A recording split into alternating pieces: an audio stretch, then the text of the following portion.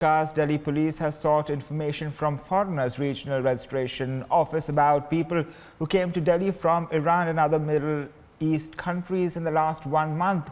Details of those who stayed in hotels is being gathered. That's the news break that we get to you at the top of this hour right now, that the Delhi police has sought information from the Foreigners Regional Registration Office about people who came to Delhi from Iran and other Middle East countries in the last 1 month.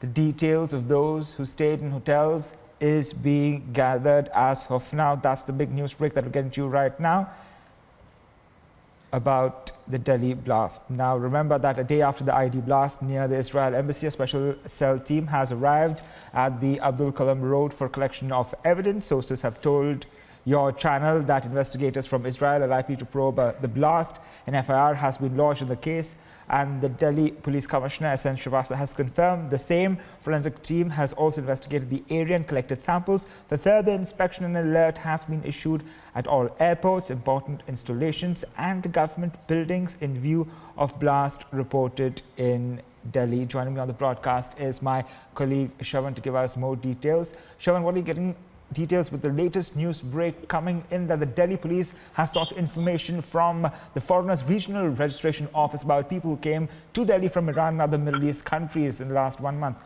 What details are you picking up? Well, in fact, this is the information that was brought to us by our colleague from our sister channel, Gaurav, with regards to what the Delhi police is doing as far as the investigation is concerned. We're given to understand that they have sought information from the FRRO about the people who came to Delhi from Iran and other Middle Eastern countries in the last 1 month. Apart from that, they've also sought for details who've been staying in various hotels in the national capital, details of those who've basically been staying here in the last couple of weeks.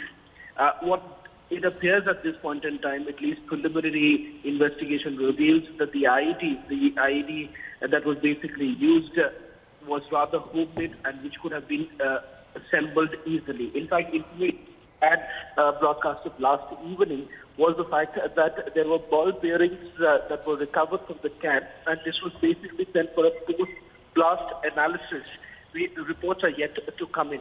Remember, the Delhi Police Special Cell has already filed an FIR under various sections of the UAPA, and currently they are working on two fronts. One being the imagery of that very area. CCTV cameras, the footages that have been taken from at least 3 CCTV footages is what we have been told. In fact, they have been able to narrow down on a few suspects. Having said that, the Delhi Police Special Cell haven't released officially as to whether at all they have been able to confirm who exactly was the person and they've been able to do a face identification or not.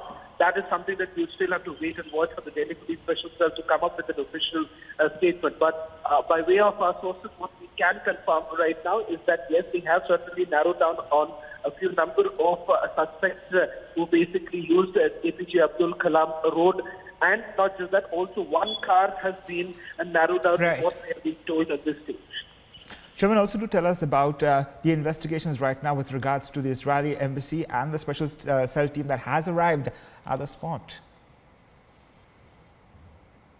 Israeli authorities are concerned. We are being told by our sources within the National Investigation Agency as well as the Delhi Police Special Cell that in all likelihood that authorities from Israel would essentially be coming in.